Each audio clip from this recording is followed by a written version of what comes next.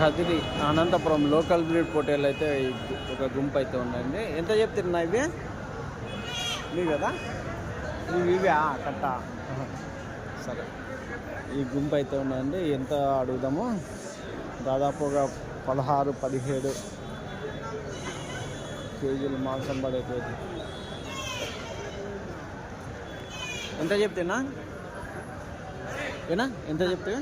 35 జత 35,000 అయితే చెప్పినారు. 35,000 జోడి.